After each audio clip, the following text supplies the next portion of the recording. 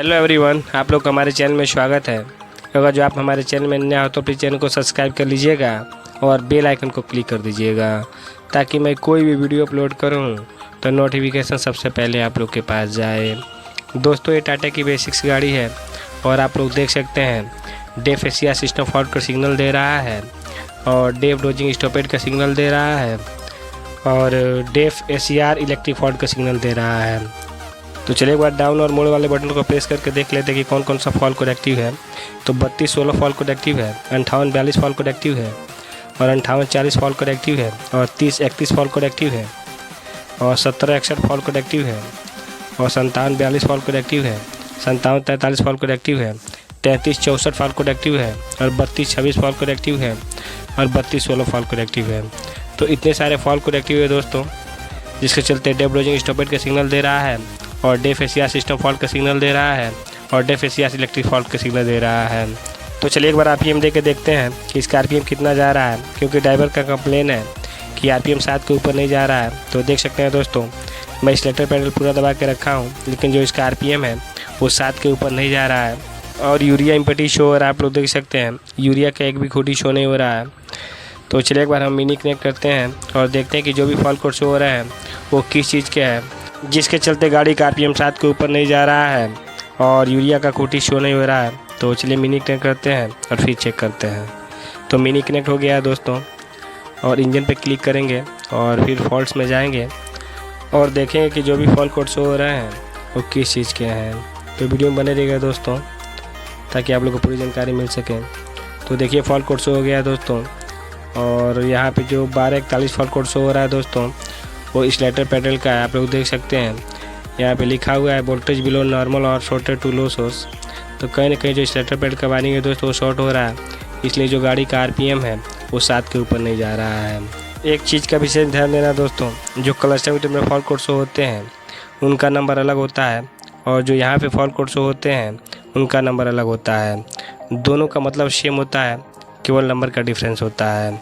तो cluster metre में जो भी फॉल्ट कोड शो हो रहे थे दोस्तों वो यहाँ पे सारे फॉल्ट कोड शो हो रहे हैं, और कौन सा फॉल्ट कोड किस चीज़ का है उन सब का रीजन यहाँ पे लिखा हुआ है। आप लोग देख सकते हैं कि कौन सा फॉल्ट कोड किस चीज़ का है। तो चलिए जो भी फॉल्ट कोड शो हो रहे हैं उनको क्लियर करते हैं और देखते हैं कि कौन कौन सा फॉल्ट कोड क्लियर हो रहा है और कौन कौन सा फॉल्ट कोड क्लियर नहीं हो रहा है।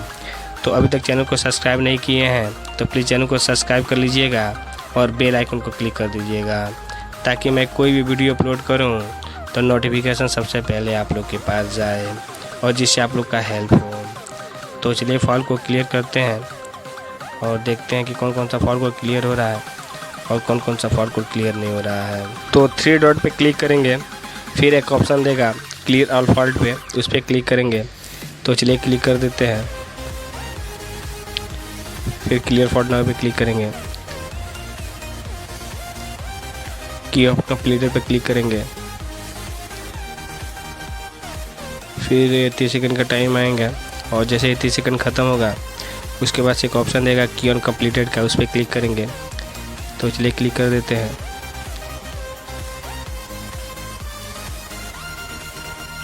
तो देख सकते हैं दोस्तों फॉल्ट क्लियर का प्रोसीजर कंप्लीट हो गया है, लेकिन फॉल्ट क्लियर नहीं हुआ है।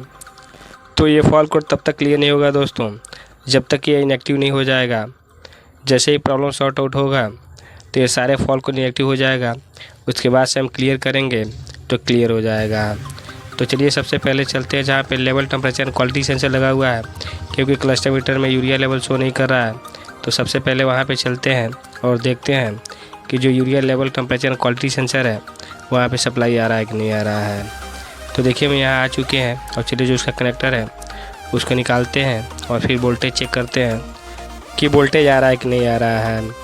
तो ये 4 पिन का कनेक्टर होता है दोस्तों, जिसमें एक 24 वोल्ट सप्लाई का वायर होता है, एक ग्राउंड का वायर होता है और 2 2.5 वोल्ट सप्लाई का वायर होता है। तो देखिए मैंने मल्टीमीटर को वोल्टेज पे कर दिया है और चलिए वोल्टेज चेक करते हैं कि वोल्टेज बराबर आ रहा है कि नहीं आ रहा है। तो देखिए मैं 4 नंबर और 3 नंबर पिन में लगाया हूँ, लेकिन वोल्टेज शो नहीं हो रहा है, क्योंकि जो 4 नंबर पिन है दोस्तों वो 24 वोल्ट सप्लाई का है और जो 3 नंबर पिन है वो ग्राउंड का है। तो देखिए अभी कैन वायर में लगाया हूँ जो कैन लो का वायर है, तो इसमें 1.92 वोल्ट सप्लाई शो हो रहा है दोस्तों। तो चलिए कैन हाई में चेक कर लेते हैं। तो इसमें भी 2.93 वोल्ट सप्लाई शो हो रहा है दोस्तों, जो कि नॉर्मली यहाँ पे 2.5 वोल्ट सप्लाई शो होता है दोनों वायरों में। तो कैन के वायर सही है दोस्तों, केवल जो 24 वोल्ट सप्लाई का वायर है उसी का इशू है, उसमें सप्लाई नहीं आ रहा है। तो कहीं ना कहीं जो वायर है दोस्तों वो ब्रेक है, इसलिए यहाँ पे सप्लाई नहीं आ रहा है। तो चलिए देखते हैं कि कहाँ पे इशू है जिसके चलते वहाँ पे सप्लाई नहीं जा रहा है। तो चलिए वायरिंग चेक करते हैं। तो देख सकते हैं दोस्तों यहाँ पे वायर रगड़ खाया हुआ है। तो चलिए जो इसका कवर उसको हटा के देखते हैं कि वायर डैमेज तो नहीं है या शॉर्ट सर्किट तो नहीं है जिसके चलते गाड़ी आरपीएम नहीं ले रही है और जो लेवल टेम्परेचर क्वालिटी सेंसर वहाँ पे सप्लाई नहीं जा रहा है। तो चलिए इसको फाड़ के देखते हैं। तो देख सकते हैं दोस्तों ऐसे लग रहा है कि यहाँ पे शॉर्ट सर्किट हुआ है, देख सकते हैं आप लोग। चलिए जो इसका कवर उसको हटाते हैं और फिर चेक करते हैं। तो वीडियो में बने रहिएगा दोस्तों ताकि आप लोग को पूरी जानकारी मिल सके। वीडियो को स्किप मत कीजिएगा, नहीं तो आप लोग को पूरी जानकारी नहीं मिल पाएगी। वीडियो को लास्ट तक देखिएगा ताकि आप लोग को पूरी जानकारी मिल सके। तो चलिए जो इसका कवर उसको खोल लेते हैं और फिर देखते हैं कि वायरिंग ब्रेक है या शॉर्ट है।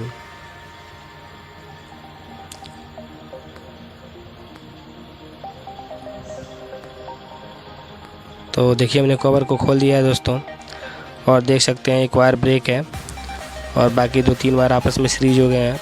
तो चलिए जो भी वायर ब्रेक हुआ है और शॉर्ट हुआ है उनको अच्छी तरीके से रिपेयर कर लेते हैं और फिर देखते हैं कि जो भी प्रॉब्लम क्रिएट हुआ है, जो गाड़ी का आरपीएम 7 के ऊपर नहीं जा रहा है और क्लच मीटर में यूरिया लेवल शो नहीं हो रहा है, वो ठीक हो रहा है कि नहीं हो रहा है। और जो भी सिग्नल दे रहा है क्लच मीटर में डेफ डोजिंग स्टॉपेड का या डेफ एसीआर सिस्टम फॉल्ट का या फिर DEF ACR electric system fault का, और जो भी फॉल्ट प्रोडक्टिव है क्लच मीटर में वो क्लच मीटर से हट रहा है कि नहीं हट रहा है। तो चलिए वायर को अच्छी तरीके से रिपेयर कर लेते हैं और उसके बाद से चेक करते हैं। तो जैसे ही हमारा वायर रिपेयर हो जाएगा दोस्तों तो एक बार हम फिर से चलेंगे जहाँ पे urea level temperature quality sensor लगा हुआ है और वोल्टेज चेक करेंगे कि जो पहले वोल्टेज नहीं आ रहा था वो वायर रिपेयर करने के बाद से वोल्टेज आ रहा है कि नहीं आ रहा है। तो देखिए हम वायर को रिपेयर कर रहे हैं और जैसे ही हमारा वायर रिपेयर हो जाएगा उसके बाद से फिर से एक बार चलेंगे जहाँ पे हमारा urea level temperature quality sensor लगा हुआ है और फिर वोल्टेज चेक करेंगे कि वोल्टेज आ रहा है कि नहीं आ रहा है। तो हमारा वायर रिपेयर हो चुका है दोस्तों और हमने इसको अच्छे तरीके से कवर भी कर दिया है। तो चलिए इसका कनेक्टर है उसको लगा देते हैं और फिर चलते हैं और वोल्टेज चेक करते हैं कि वोल्टेज आ रहा है कि नहीं आ रहा है, क्योंकि पहले वोल्टेज नहीं आ रहा था। अभी वायरिंग रिपेयर करने के बाद से देखते हैं कि वोल्टेज आ रहा है कि नहीं आ रहा है। तो देखिए एक बार फिर से हम लेवल टेम्परेचर क्वालिटी सेंसर के पास आ चुके हैं और चलिए वोल्टेज चेक करते हैं कि पहले जो वोल्टेज शो नहीं हो रहा था 4 नंबर पिन में वो वोल्टेज शो हो रहा है कि नहीं शो हो रहा है।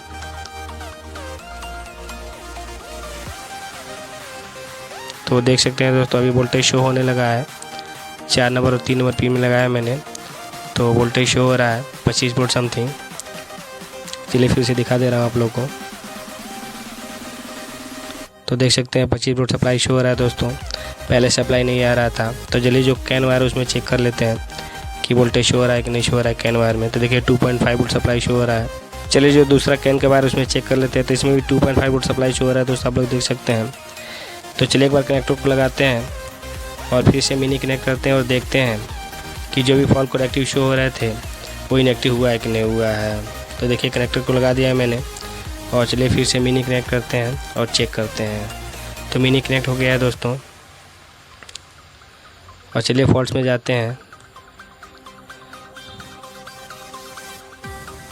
तो देख सकते हैं दोस्तों जो भी फॉल्ट कनेक्टिव शो हो रहा था वो सब इनएक्टिव हो गया है। तो चलिए जो भी फॉल्ट कोड है उनको क्लियर करते हैं और देखते हैं कि क्लियर हो रहा है कि नहीं हो रहा है। तो जो 14672 फॉल्ट कोड शो हो रहा है दोस्तों उसका कोई इशू नहीं है, वो रिलेटेड फॉल्ट कोड है। तो चलिए फॉल्ट को क्लियर करते हैं और उसके बाद से देखते हैं कि जो भी प्रॉब्लम क्रिएट हुआ है आरपीएम से रिलेटेड और जो क्लच मीटर में यूरिया लेवल शो नहीं हो रहा है वो ठीक हो रहा है कि नहीं हो रहा है। तो देखिए हम फॉल्ट को क्लियर कर रहे हैं और चलिए देखते हैं कि फॉल्ट क्लियर हो रहा है कि नहीं हो रहा है। तो वीडियो में बने रहिएगा दोस्तों, तो वीडियो को स्किप मत कीजिएगा, नहीं तो आप लोग को पूरी जानकारी नहीं मिल पाएगी। तो वीडियो को लास्ट तक देखिएगा। तो देख सकते हैं दोस्तों जो भी फॉल्ट कोड था सब क्लियर हो चुका है, केवल जो 14672 फॉल्ट कोड है दोस्तों क्लियर नहीं हुआ है। तो उसका कोई इशू नहीं, ये भी क्लियर हो जाएगा जैसे हम गाड़ी को स्टार्ट करेंगे और रिफ्रेश करेंगे तो ये इनएक्टिव हो जाएगा। उसके बाद से क्लियर करेंगे तो ये आसानी से क्लियर हो जाएगा। तो इससे कोई मतलब नहीं है। तो चलिए एक बार हम क्लच एमीटर के पास चलते हैं और देखते हैं कि जो भी सिग्नल दे रहा था क्लच एमीटर में वो हटा है कि नहीं हटा है। तो देख सकते हैं दोस्तों, जो भी सिग्नल दे रहा था क्लच एमीटर में सब हट चुका है, कोई भी सिग्नल नहीं है। तो चलिए एक बार गाड़ी को स्टार्ट करते हैं और देखते हैं कि जो आरपीएम 7 के ऊपर नहीं जा रहा था वो अभी प्रेजेंट टाइम में कितना जा रहा है।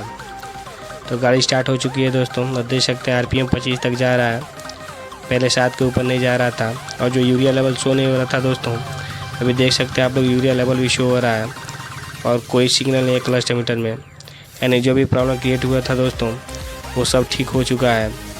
तो उम्मीद करता हूँ दोस्तों कि आप लोग हमारा वीडियो अच्छा लगा होगा। तो प्लीज़ वीडियो को लाइक और शेयर कर दीजिएगा और कमेंट बॉक्स में कमेंट जरूर करिए कि आप लोग को हमारा वीडियो कैसा लगा, ताकि मैं फिर आप लोग के लिए एक अच्छी सी वीडियो लेके आऊँ और जिससे आप लोग का हेल्प हो। तो वीडियो देखने के लिए थैंक यू दोस्तों।